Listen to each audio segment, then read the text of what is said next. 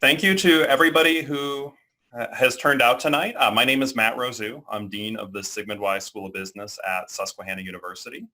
And thank you for joining us as we continue the Sigmund Weis School of Business virtual speaker series that we started this semester. Our goal, naturally with COVID-19, we cannot bring top business leaders to campus.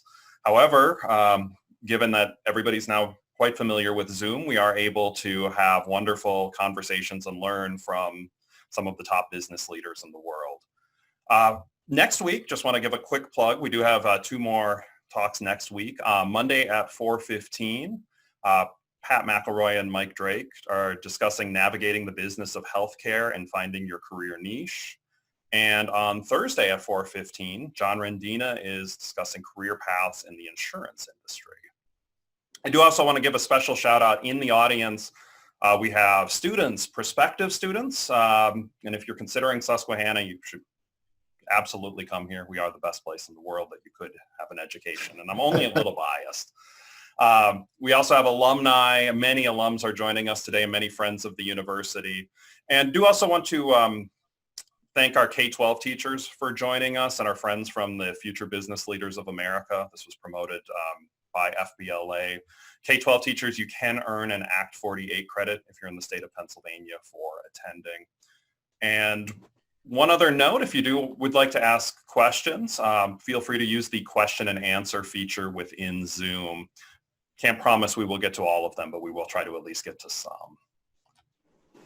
And now, once I can find the name on the list, sorting through all of the participants, and this is a good problem to have, I'm going to welcome President Green, but that will require me to, once again, find him and promote him to a panelist. There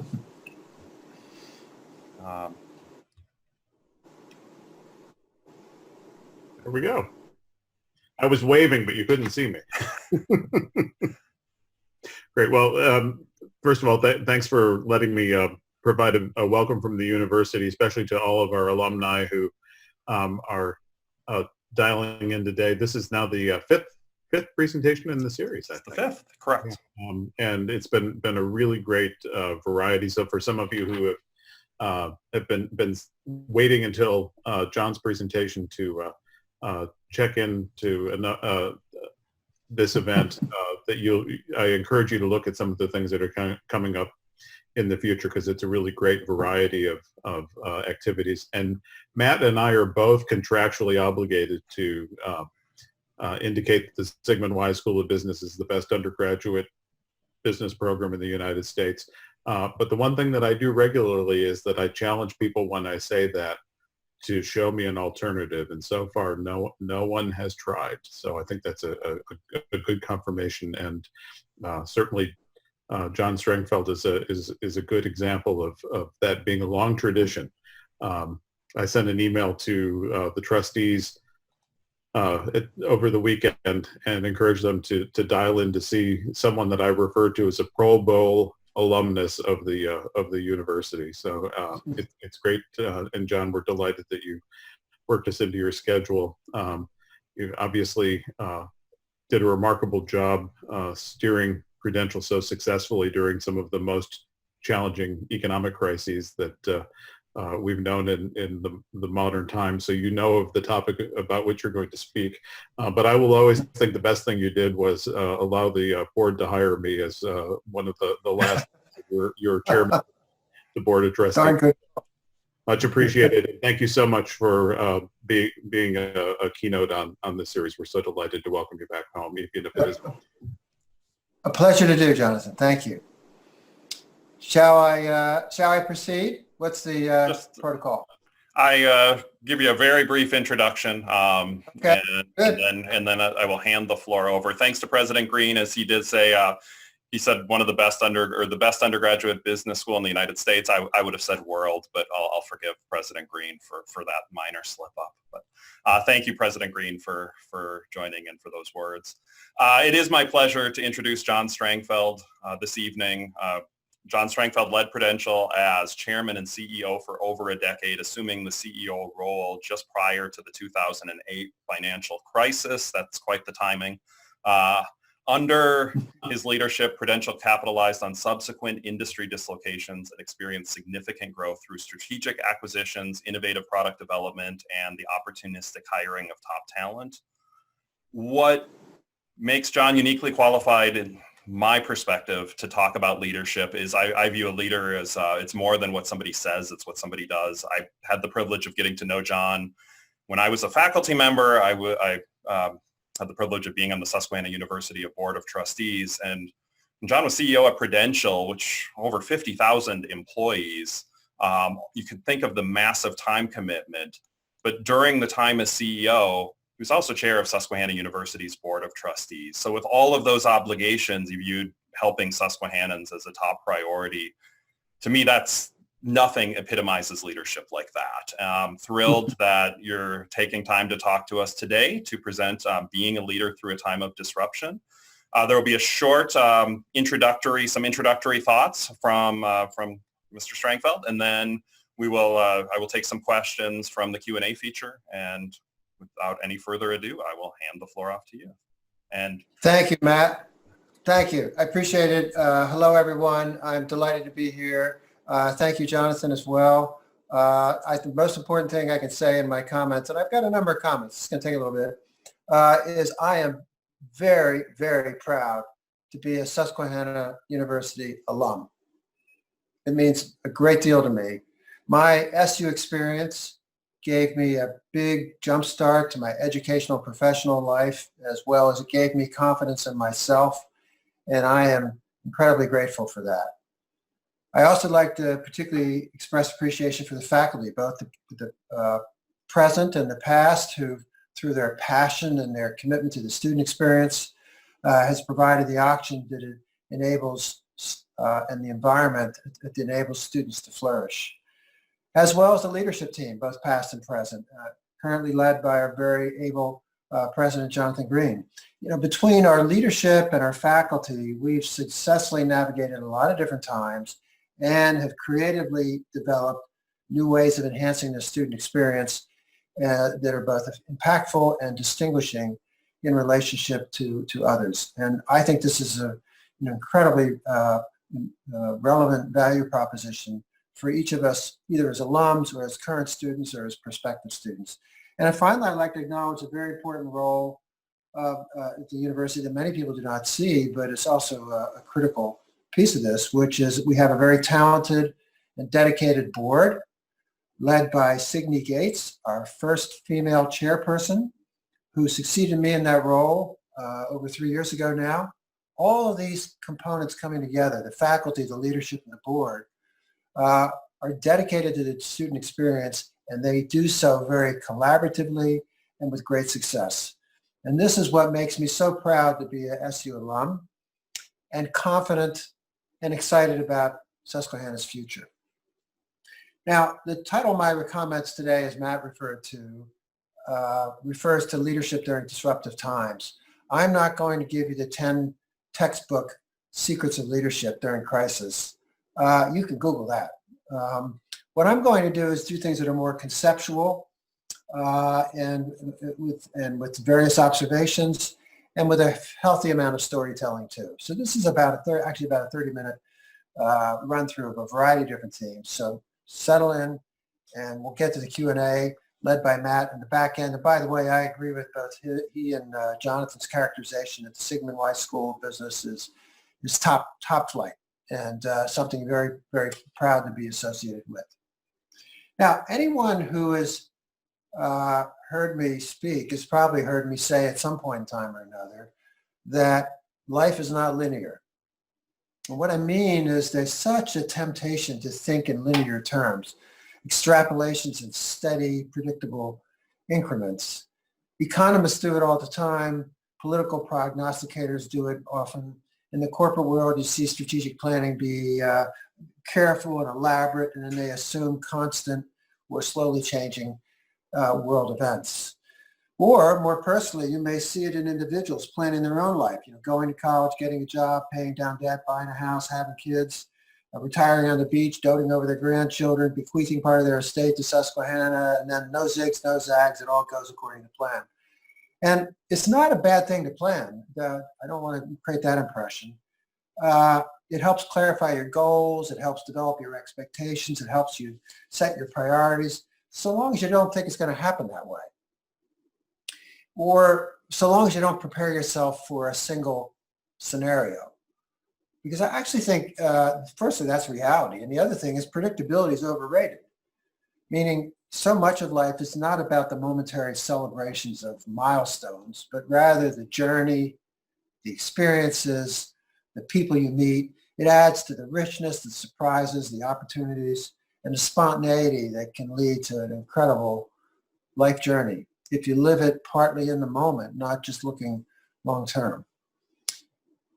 Every time we start to think that the nonlinear events are less common in the future than the past, and they're more or less behind us, and that this is a new era, about that time, something dramatic and unforeseen comes about.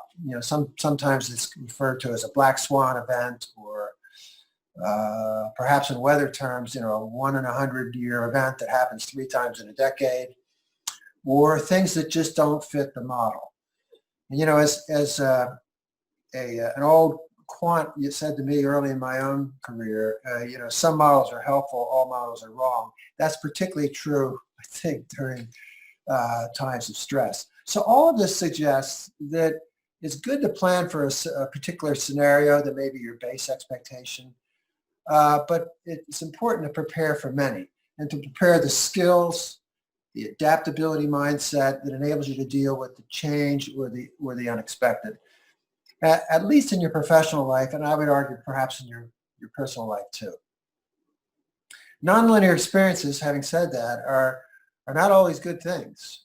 Sometimes they're dark, they're difficult, they're challenging. Sometimes they're uniquely personal, or they're driven by an external event. And I think that I can't talk about leadership on the evening of September 10th without acknowledging the significant event in our history relating to the date of September 11th. And I know there'll be some recognition at Susquehanna about that tomorrow. But many of you, I realize, have no direct recollection, as it was nearly 20 years ago.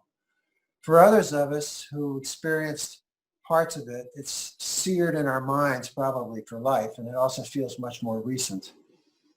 For me, at that time, I led a major Prudential business of about 10,000 employees in offices and trading floors that were 5 blocks away from Ground Zero or the World Trade Center.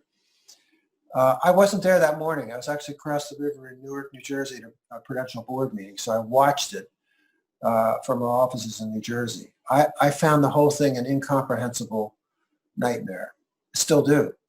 And from the first illusion that it was a Piper Cub that must have inadvertently ventured too close to the North Tower, to all that ensued thereafter. I was at my New York office nearly every day thereafter, which was very uncommon, but being in the role that I was in downtown Manhattan, there was a limited number of us, both leaders and the people who actually get things done, endeavoring to go as rapidly as we could in the recovery phase. But it was exceedingly difficult, and I still have very vivid memories of, I'm not going to talk about particularly harsh things, but memories of 6 inches of dust that the National Guard would be standing in at each street corner and things like that. It's just an amazing time. But the manifestations of leadership exhibited then were both big and small, seen and unseen, known and unknown, told and untold. One of the categories, though, I put them in is instincts and reflexes. Instantaneous people putting self aside and taking actions. So I'll give you a couple examples. One was members of my management team. I was on the phone with them soon after the first tower was hit. And a number of them were calmly taking charge in the midst of total uncertainty and chaos. The mixed messages. Do you leave the building? Do you stay in the building? Do you stay in the city? Do you leave the city? Where is it happening next? Is the Brooklyn Bridge safe, or is that rigged with explosives? All this sort of, and I watched the calmness under that chaos. And then what followed is all those first responders, without regard to their own safety, in many cases paying a dear price for that. Or a few days later, our president, who, no matter what you thought of the decisions that followed later, made himself very visible against the advice of his own cabinet, standing on top of the rubble with a megaphone, and then reassuring the American people. And then he personally met with the business leaders in downtown Manhattan, those who were particularly responsible or whose organizations were for the rejuvenation of the market system. And I got to tell you, the determination in his eyes was just incredibly intense and unforgettable. In the days that followed, I also saw firsthand amazing work by so many ops and technology people working borderless across companies, not driven by commercial motivation, but by the desire to collectively show defiance to the actions inflicted on us by the terrorists, by getting the markets up so rapidly in the face of such daunting challenges. It was really moving to witness that. Later on, I also realized firsthand how many people were inspired by these events to get involved in serving their country. So many veterans that I've spoken with, since I'm very involved in the veteran space, have told me that was their inspiration. In fact, years later, I had a scholarship recipient for the scholarships I do at my graduate school alma mater. And one of them was someone who piloted one of the fighter jets sent up over Washington to seek out hijacked airliners, like the one that ultimately crashed in Shanksville. I've never discussed it with him. But I later learned and read that some of those jets took to the air without ammunition, which is remarkable, knowing that to prevent the hijackers from striking their intended targets, those pilots might have to intercept them themselves. So just think about that, just one little micro example. So some of this, which I'm describing, is duty. Much of this is instinct and reflexes, and some of this is a hybrid of both. It makes you think and it makes you wonder about your own instincts and reflexes in the face of that type of adversity. How would I behave? How would I respond? Would I be in a deer in the headlights, or would I be one of those people, let's roll and make a difference? So interesting things to think about, but a different category than other forms of leadership. And so I wanted to sort of put that piece in a different separate category and move on to broader notions about leadership. It's not the stereotypes in terms of leadership. It's not having an imposing physical stature. Napoleon didn't, neither did Churchill, neither did Mother Teresa. It's not having the James Earl Jones deep authoritative voice, although I always envy that. Just listen to the cackle of Jeff Bezos or an audio tape of George Patton, and you realize it's not that. It's not being dressed to the nines with a fancy suit and cufflinks and an Hermes tie. Dress for success doesn't mean dress is success. And more substantively, it's not about having all the answers or even being the smartest person in the room. And it's rarely about exercising the power tools of rank and authority. That's occasionally appropriate, but more often that's a cop-out by insecure leaders. You rarely resort to that because when you do, you stifle talented people, you create blind spots, you're often leading alone or you're leading the wrong people, and you surely won't get the best outcome. To me, it's about having clarity of purpose, creating an environment of mutual respect, trust, and engagement, having talented people who believe in the power and wisdom of collaboration, teamwork, and diversity, ensuring good information flow, being aware of the landscape around you well beyond the walls of your own company or organization, creating ownership and empowerment among your leaders. And then when you lock in on a plan, then that mindset and that quality of engagement converts into a shared vision and implementation. And that in turn produces the superior ability to execute in terms of creativity and results.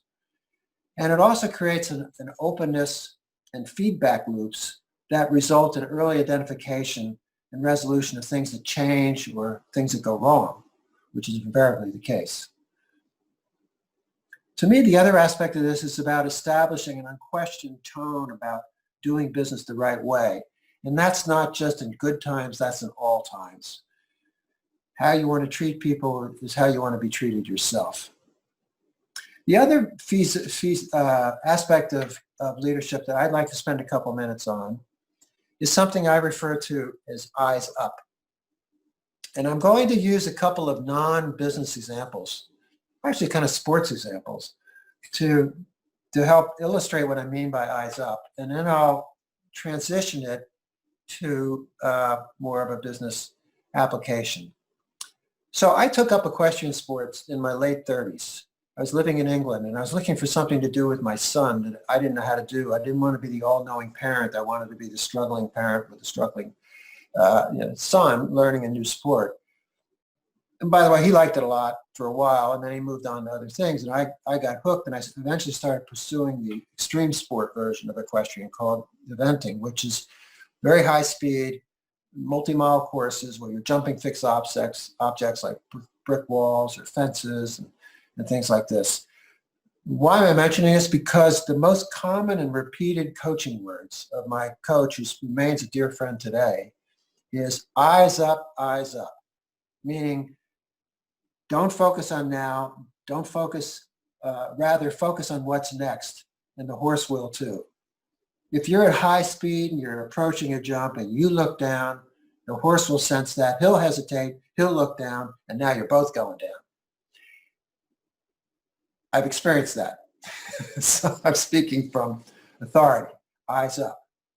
Remarkably, some 20-something years later or longer, I took up motorsports, meaning driving race cars. And I couldn't believe it. I have a coach. I've been doing this for not quite 4 years. I have a coach who's a pro race driver who, by the way, is 25. And it's very clear he's the teacher on his student. Sometimes it's in the car. A lot of times it's in the pits or the sidelines, and he's watching very carefully.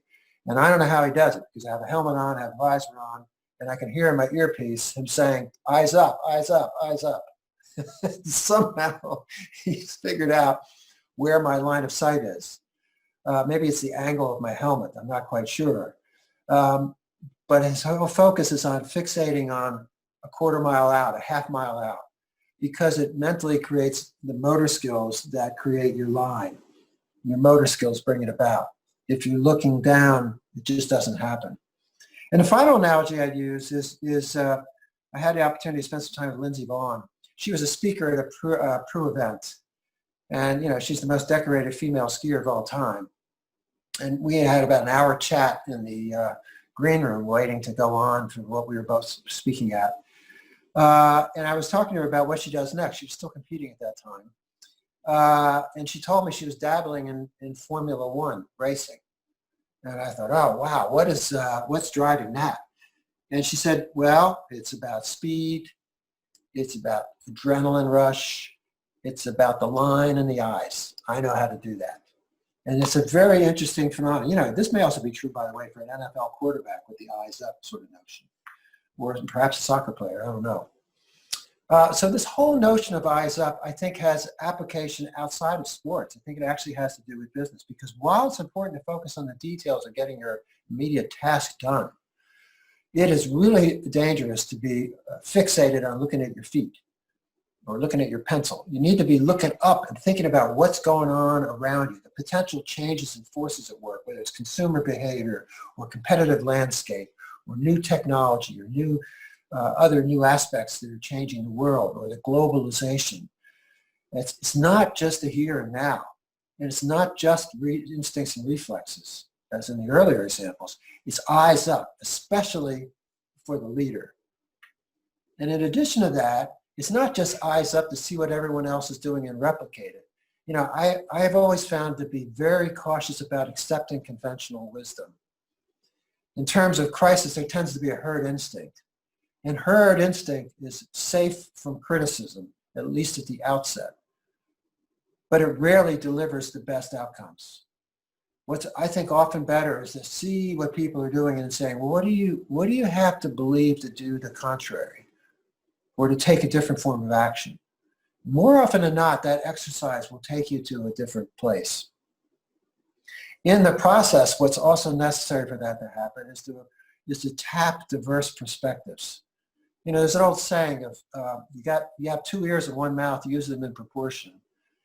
I think there's a lot to be said for that. It's hearing what other people think, listening, and not necessarily adapting everything, but kind of putting them into your mental satchel and pondering it, thinking about it later, and asking yourself, what would be the contrary view? How do you think differently about this? And make up your mind about when you accept conventional thinking and when do you disregard it. And finding perhaps more often than you think that disregarding it is the best test. And what that does is cause you to think about options and alternatives very different than your competitive peers. And it can create also an incredible form of engagement among your team as you ultimately lock in. So put that on hold for a second, this whole eyes up piece. I'm going to come back to it and talk about an application of that to an event that Matt referred to during the financial crisis. But I want to touch on one other thing regarding leadership and one of my own personal experiences, because I think this is different than what people might perceive. And it shows you the richness that's possible when you make sure that you're not just focused on yourself. I don't think any good leader can be very effective if it's about self. It has to be thought of in broader terms, whether it's your direct colleagues and certainly more broadly in an organization. A lot of people presume that the climb to the top is a dog-eat-dog Machiavellian thing, and whatever's at your gain is at someone's disadvantage. I suppose that can be true, but it certainly doesn't have to be. And I'm going to tell you my own story in particular, what preceded me becoming the CEO of Pro. Back in 2006, my predecessor was approaching retirement. And the issue arising for the Prudential board was one of CEO succession. And the board began with 4 candidates, and then they quickly narrowed it down to 2, myself and a colleague named Mark. And the board then took a good while to decide. They liked their options. They were unsure about whether to go with candidate A or candidate B. Now, during that period, it would have been very easy for it to become a rivalry between myself and Mark. You know, political, disruptive, dysfunctional behavior, having different parts of the organization take sides with different parts of different candidates. You do see that. We thought that would be distasteful and unproductive. And our styles and our skills were very different. So while we were both qualified, we were just very different choices for the board. So it wasn't going to be driven by those kind of variables anyway. Plus, we collaborated very well together. We trusted each other. We enjoyed working together. And while we certainly had ambitious aspects to us, our view in this case was, let's just let it take its course, be our best self, and see how it unfolds. And I think people around us in our own organization, much less external to Pru, were kind of amazed by this. And maybe we're in disbelief in the early phases of this. We came to realize this wasn't a put on. We totally meant it. And in fact, we were very clear we meant that vis-a-vis the behavior of anyone else in the organization.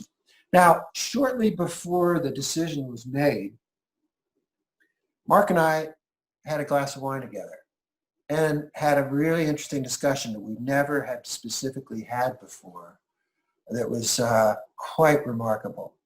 We've discovered in that brief moment that we landed at the same place, which was either way, we're in. Let's go. Once the decision's made, let's embrace it and let's just get going. We'll accomplish more. We'll be better for it. We'll have more fun.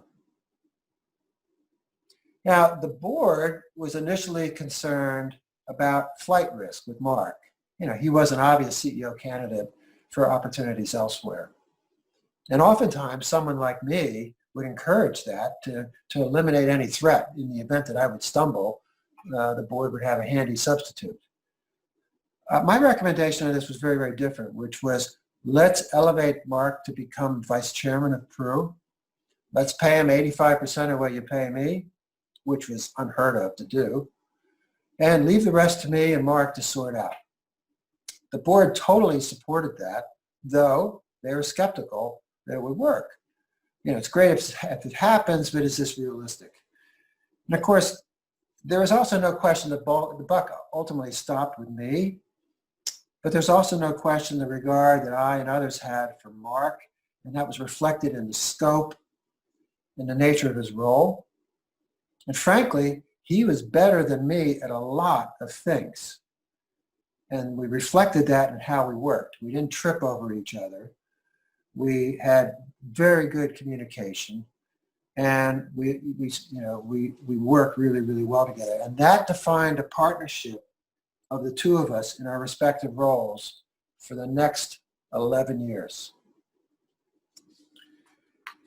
It also set an expectation within the organization around an intolerance for politics, an expectation of collaboration, and the notion of surrounding yourself with the best people, and that actions versus words, the old Aristotle thought process, made that a very clear point.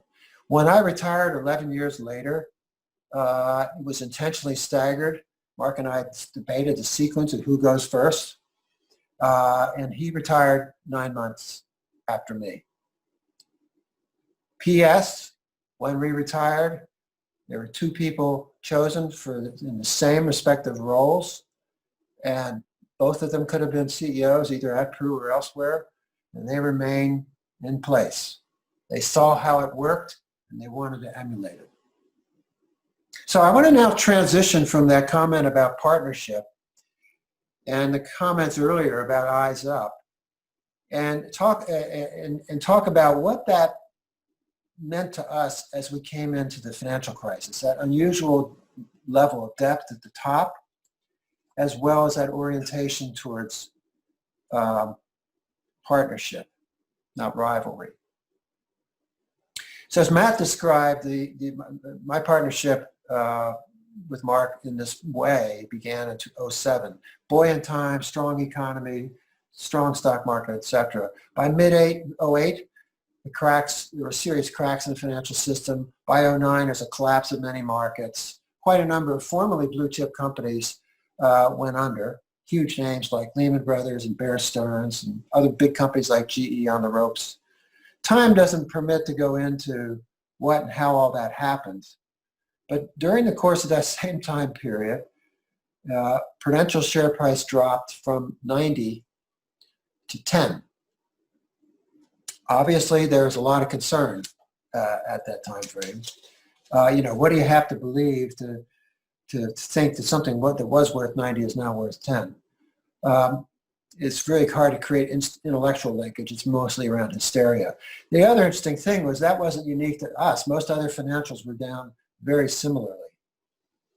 In a sense, we were all painted with the same brush, the Lehman Brothers brush, et cetera, et cetera. Who knew? At Pru, we did a swift but thorough self-examination.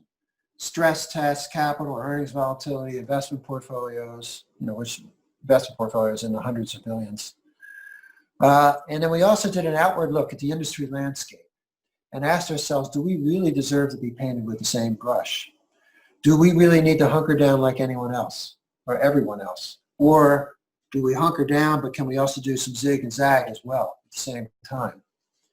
And where we came out on that was the notion of, okay, we manage the company. We don't manage the stock. We don't manage the share price. We will get to the other side. We will weather this storm. And frankly, if that's all we do, we will have underperformed. We weren't built for one scenario, so let's not act like it. As unwelcome as the times are, this is an opportunity for relative gain. We should aspire to more and do what we think is best, not follow conventional wisdom of others. I can tell you there was never a board meeting. We always start every board meeting with like a 30-minute session of what's on top of mind, even in the deepest parts of the crisis. And we'd always make sure there's both offense and defense on every agenda. It was a very healthy way to make sure your mind didn't get trapped in one corner or another. And it just created a very healthy vibe, I think, also. in terms of the way we thought about things. And those led to a series of strategic actions, some of which Matt referenced a little earlier. We turned down government funding, knowing that was an irreversible decision. So if we were wrong, it wasn't going to be pleasant. It was viewed as a bold decision at that time, but our employees sat 2 inches higher and said, wow, that's confidence. Our clients loved it, no bailout for Pru, et cetera, et cetera. Number two, we hired people. We didn't lay people off. We thought it was an abundantly attractive time to attract talent that would heretofore would not have been available, but for the times that we were in. We also had a stable of R&D initiatives that would be easy to have put on the chopping block, and instead we put the pedal down, figuring that when we got to the other side, we have a big time advantage relative to our competitors. And then there was the other piece of it was around the acquisition piece. And this is sort of like the ultimate version of eyes up. Because Mark was so strong, I took a big chunk of that crisis phase and went on the road, calling on CEOs around the world, mostly in financial services, mostly in our space. But our space is broadly defined: insurance, investments, asset management, et cetera. And I wanted to both hear what people were thinking, and I wanted to get a better assessment of sort of a heat map of the world. Most of these people I knew and I called on before, so it wasn't like a cold call, but I had always invested in wanting to know people in different regions of the world. You never knew why, whether it's just because of a bump in the night or some problem that instead of calling their lawyer, they'd call me, or whether it's some mutual opportunity we'd never identify or wouldn't know about the presence or absence of cultural compatibility unless we knew each other. Plus, in the case of Prudential, 40% of our company is outside the U.S. There's a lot of reason to be interested in other regions of the world. I found that engaging with other CEOs during highly stressful times provoked remarkably candid conversation where people expressed their uncertainty about the unknown and how they thought about it and what implications that might have. And obviously one has to reciprocate in a discussion like that. You can't be sitting there with a pad taking notes. You take mental notes, but it's a dialogue. But in the course of that, I'd also start to get a heat map around what might be interesting circumstances where one of these counterparts in different parts of the world might prefer to have the cash instead of a business they own in XYZ country. And it started to create for us a map of, okay, what might be the most promising possibilities for us to pursue? And it created a priority list, of a wish list of the things we most like to pursue. And ultimately, those things took place. We acquired 2 Japanese insurance companies from AIG, which basically doubled our presence in Japan. And we also acquired Hartford Life, a U.S. insurance company, for their life insurance business. And it was because of this could not have been possible had Mark and I not been in our respective roles. Neither one of us could have pursued both defense and offense, so it would have defaulted to the defense. But because we had the capability we did at the top and an exceptional team beneath us, we had a range that other people didn't have. We had a capital and business composition that gave us greater degrees of freedom than other people had, and we used it to our competitive advantage. And that created over time a step function change in strategic positioning, stronger growth prospects coming out the other side, and stronger share price performance. So part of that had to do with not having a company not built on a single scenario or expectation, having eyes up and really thinking broadly, and having the depth and style of leadership and a culture of collaboration that made leadership gel at the top and be broadly embraced within the team. So that's my story of looking at that particular point in time. I think the principles are just as applicable in other phases. They just become more pronounced and apparent during the most stressful of times. Now that leads me to my final topic, which I'm going to cover more briefly, which has to do with COVID. This one surprised me. I didn't foresee the extent, the pervasiveness, the duration. I don't think many people did, but I surely didn't. And I'm not going to try to offer anything today here about the science of it or the timeline for a vaccine or even try to explain the stock market behavior. But there are two things I want to comment on that I think have some relevance. One is I'm on the executive committee of the board of Memorial Sloan Kettering, which is the largest cancer center in the country, and it's based in Manhattan. And it has some regional, very important regional facilities in the greater New York area. But it has 25,000 active cancer patients, as well as 20,000 docs, nurses, and support staff. We saw incredible challenges at MSK. It's their story to tell, not mine. I'll just simply say that you have a vulnerable patient population, obviously, because these are cancer patients.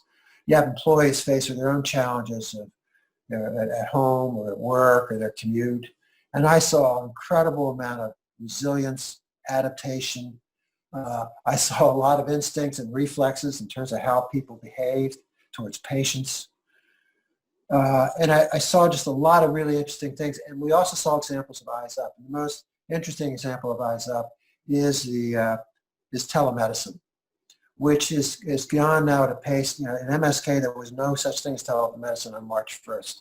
And now it represents more than 50% of all patient consults being virtual, using PulseOx and other more sophisticated techniques to really make it a high standard of engagement. This has been incredibly well received by the patients, and it's prompted all sorts of excitement by the docs and the researchers about what else might be possible, not just with the generic version of this, but the subsequent iteration of it. So it's very, very exciting. So for me, I was seeing both the instinct and reflexes of how do you deal with an unpredictable time, to say the least, and also how do you what happens in terms of the positive things that might arise. And then finally, my other experience on the COVID piece was I'm currently actually teaching at University of Virginia a course. Actually, I was teaching it last night. But in the spring, I was teaching a couple classes, and in fact, came back by popular demand because of the subject, probably not the teacher, about COVID. And we weren't focusing again on the science. I can't add much there. But we're really focusing on a really interesting aspect of it is what will the industry landscape look like on the other side? What will snap back to normal, like a lot of things did after 9/11? What will have a partial recovery? What will undergo dramatic change? What will have accelerated change? What will have accelerated decline? And you can, and I didn't come up with these. I guided the conversation with the students, came up with their own examples. First you start with the obvious things like air travel, hotels, cruise lines, theme parks, online retail. And then you start to go into some more interesting second order issues about supply chain questions and the geographic implications of that.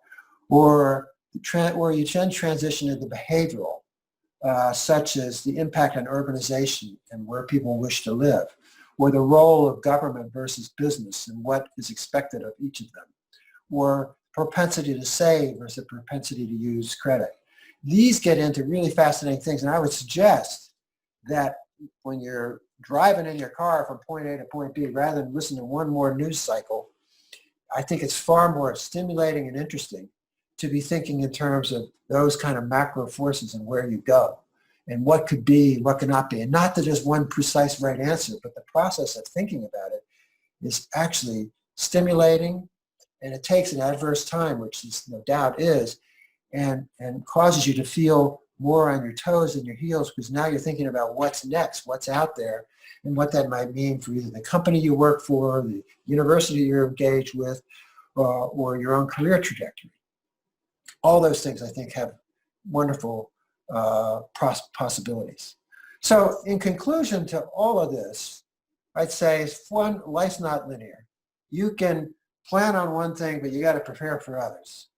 Two, leadership is not all-knowing with all the answers from someone who's sitting on a throne and flexing the power tools.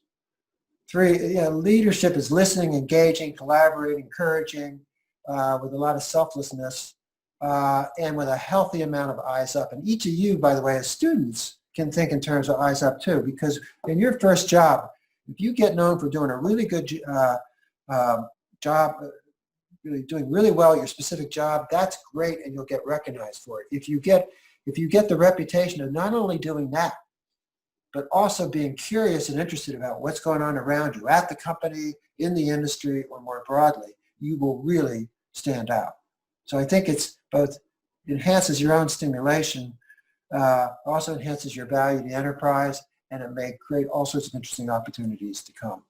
So the combination of a successful Susquehanna world-class education, determination, motivation, and a healthy dose of eyes up will make for a wonderful and fulfilling journey.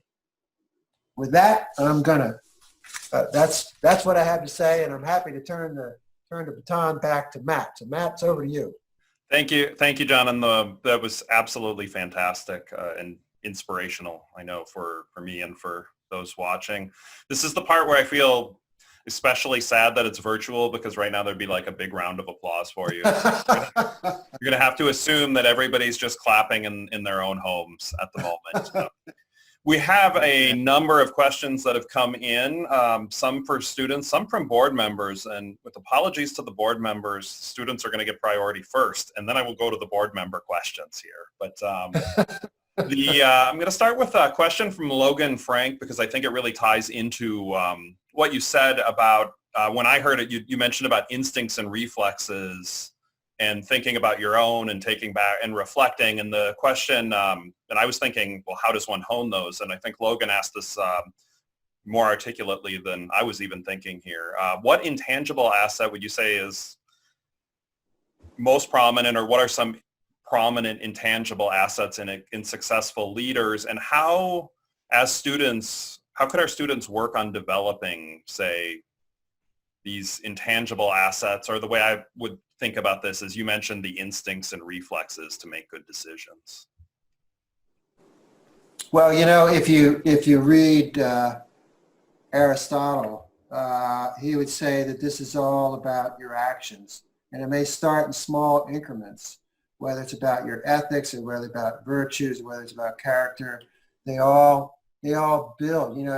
If you try to aspire to too far too quickly, you may get discouraged or you may falter.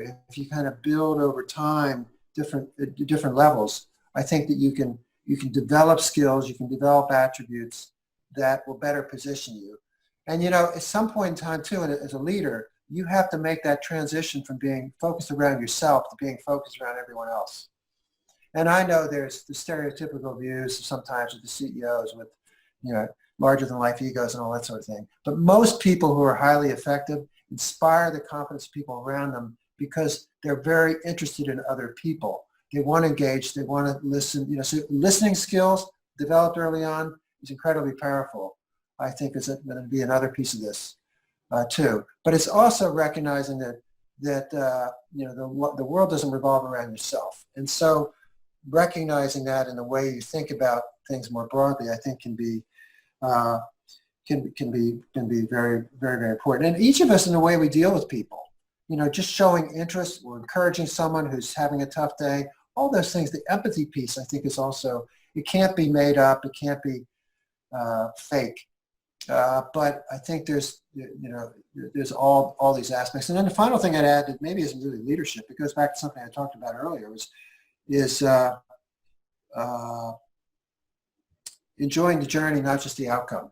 There is a real temptation when we're all of us are like this. I certainly was. Real temptation to be obsessed with the milestone. You hit that milestone, you get obsessed by the next milestone. You don't enjoy the richness of the journey. And I think the more you do, the more sustainable it becomes, and actually the more effective person you are. Yeah, no, that's fantastic advice. Yeah, stepping back, that's enjoying the journey on things. It can be pretty miserable if it's only the milestones that make you happy, given by definition they're not happening that often, right? No. No. Another question from Aaron Valentino, and I'm going to kind of paraphrase this, but kind of ties from Bob Iger had a quote: "Micromanagement is underrated." And the idea on this is how would you balance ensuring attention to detail without micromanaging? What's the balance when you're managing a leadership team on attention to details without micromanaging? Yeah, that's a really interesting question. I mean, first, I think that's even true with yourself, even before you lead other people, is you focus on a detail is important for the quality of work. But also you want to be looking more big picture. As a leader, I think that you want to have, probably the biggest step is having confidence in the people that you're leading. If you don't, you need to think about what they need to develop or whether they're in the right roles. If you have the right people in the right roles, I think that can enable you not to be a micromanager. But by the way, my own personal practice, more out of intellectual curiosity than anything else, was once in a while I like going down a vertical pipe and just explore the thinking that someone has. But hey, take me down this vertical pipe. And then they realized that must have been a time at one point in his life that John knew this stuff or something, because they were like, wow. Anyway, but that process of doing that occasionally would cause people to say, I need to have this right. I need to have thought this through, because one, John may take me down a vertical pipe and I want to be on top of it. And secondly, this is a reasonable expectation for people to have. So I think a lot of this gets into, ultimately being willing to take a risk that you have the right leaders in place unless they prove yourself otherwise. That's great. So you mentioned putting together the right teams on this. You assembled fantastic leadership teams for both Prudential and at Susquehanna when looking for board members. I know you had a role in finding great members for the board. We got great board members. Yeah. What were the characteristics you looked for or that you looked towards to determine whether somebody's a good leader? Well, I think one of them is, how well do they do at attracting and retaining talented people? How much do people want to work with them? And because that's going to drive a lot around the quality of outcomes and the sustainability of outcomes. And also in that process, you can see by how people behave, whether they're here to tout themselves or whether they're here to engage and support and collaborate with their team. It's that where's their needle set in terms of self versus those that they lead. So those to me mean a lot. The other thing that I think is important that I look for is in how people choose to do things. The how really, really matters. Is it done in a way that you feel very, very good about, or is it done in ways where corners get cut and so on and so forth? And you can pick that up pretty quickly too. So I think there's a lot of attributes around people. And the best people are the people who self-impose very high standards of work quality and self-impose high expectations. And I got to tell you that the biggest kick I get, and I've always gotten, is in seeing people who I've had a role in their development becoming something far more than they ever thought was possible. And instead of just savoring the moment, they're recognizing their responsibility in bringing on people behind them, just as I did them. And that gives me like a chill up my spine of like, that you can't replicate that easily. That's something very, very powerful. That's fantastic. Okay, now I got to get to a couple board members' questions. Yeah. I'm going to combine two in one. So I'm going to mention who asked the question and the question, but I'm going to do two in a row because they're kind of related. Bill Lewis asks, what do you see as the future role, if any, for corporate America in dealing with economic inequality in the post-COVID era? And Mary Ciani wrote and asks, the global pandemic and Black Lives Matter has caused companies to talk more about purpose. What are your thoughts about the importance of leaders to talk convincingly about the organization's purpose to all of its stakeholders during these times? So kind of combining, as I think these kind of hitting on similar themes. Yeah. So I'll take Mary's. Hi, Bill. Hi, Mary. I'll take the Mary piece first. I've never really struggled with purpose in my own role at Pro, because so much of what we were doing in our roles was assuming longevity or mortality risk better assumed by an institution with the law of large numbers and an individual lot size of one. And that has an incredible effect on people's ability to sustain their quality of life in a wide range of circumstances, whether it's an unwelcome and early demise of a breadwinner or whether it's someone living to be 110 instead of what they were assuming is 85. So in some companies, purpose is pretty clear. It's more around the delivery. In other businesses and other activities, maybe that's harder to do. In terms of Bill's question about the inequality factor, I think this is obviously a very big issue. And I think it comes up, in fact, also Sloan Kettering was spending a lot of time on that topic too. It comes up in terms of where's the uniformity of medical treatment, where's the uniformity of hiring practices, how do people not just accept things as they are? And I think there's a lot of opportunity to do better. And I think that there's something that's really good that's come out of this. I think the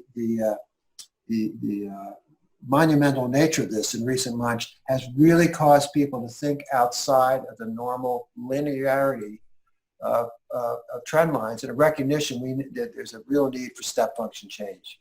And I believe that that's something that's strongly embraced in many circles. I think there's still a lot of people trying to figure out what that means as it applies to themselves or their organization. Thank you. Maybe have about 5 minutes or so left. Okay. I'm going to get to a couple more questions. I'm not going to get to all of them, so I'll apologize in advance to those that we don't get to the questions for. But Isabella Arndt asks a question that I'm sure a lot of our students are thinking. A lot of our students think, I would love to become a CEO. She asks, what was your career path that you took to become CEO, and what great challenges did you overcome? Okay, so what I basically say is that I happened to choose a corporate path. I never thought I'd be at the same company my entire career. That wasn't a plan. I figured I'd be there 5 years, learn a lot, move on to something else. My focus in my early career was learning. I just wanted to learn. I didn't think I knew much. I needed to learn. And I was an analyst and an investor. So my total population of people I worked with was like 3. And but I was interacting with CEOs of other big companies, and I was stumbling all over the place trying to figure that out. But what I discovered over time is that I reached a crossover point, maybe 15 years into my career, where I was getting progressively less satisfaction out of doing the next big deal. And I was more intrigued about leading others and leading teams. And then leading teams ultimately translated into, and I was doing this in different parts of the world, leading teams, leading businesses. And then I found that for me, I got a couple opportunities to lead broken businesses because, if you're an unestablished leader, they're not going to give you the creme de la creme. They're going to give you a problem. And, you can always run away from problems. You can say, okay, I'll take it on and let me see what I can do. And so I had a series of those experiences, which then ultimately positioned me to take on broader roles, and one thing led to the next. But what really probably the other piece that drove me was I'm just totally fascinated with attracting and developing talent, diverse talent from a geography point of view, an ethnicity point of view, a gender point of view, because I felt like it could give us the edge. And it proved out on so many occasions that I found I had a pretty strong ability to attract and develop talent. And and they in turn, those people would in turn attract others. And so I think it really became I think talent and culture are ultimately the drivers of long-run success. Oh, great, thank you. I'm going to combine a couple questions again because I think they hit on the same theme. Scott Heller asks, who are the leaders or mentors from whom you learned while at Susquehanna University as a student? Sorry, I got to scroll down in the Q&A. John Rendina asks, what experiences and opportunities did you have at SU that helped shape your beliefs and thoughts? I came to SU being pretty unshaped. I mean, I had ambition, but I didn't know how to learn. And so for me, the real experience at SU was learning how to learn. And I know some people say, well, that's not enough. But I did, I was in the business school, but I found that I needed to learn how to learn. And that started to build on itself over time. And the nice thing about Susquehanna is I think it was a very supportive environment, particularly if they sensed that you were really genuinely doing your best to try to get someplace. So I found that the environment was very strong. There were a number of faculty members who were very supportive, and I found it was an ideal place to grow and evolve, and I'm forever grateful about it. That's right.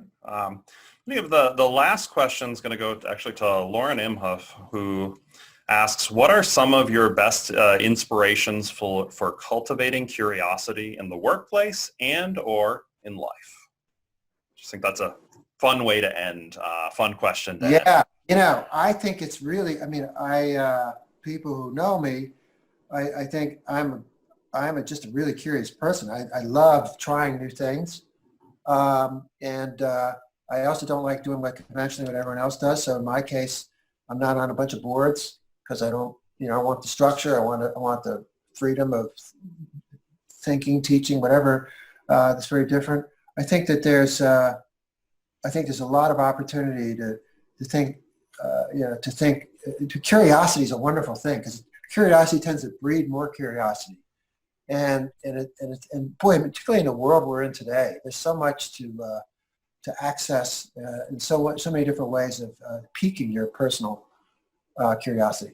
So I would commend people to, that's a great way to go, great way to think. Great. Well, with that, really appreciate your time this evening. I learned a lot. I know that everybody else did. Once again, we will assume everybody behind the screen is giving a great big standing ovation. Any parting words before we end this evening? I think that I just want to say thank you. I want to say thank you to all the faculty. I want to thank you to the leadership. Thank you to the board.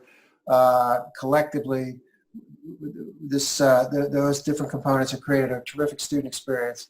And thank you to the students for proving us out by being not only successful in the classroom, but successful in life after that, not just measured in classical career terms, but in the ways you impact other people over time. Whether you're a teacher, whether you're a business person, whatever your choice, you're a reflection on Susquehanna. Absolutely. Well, thank you again.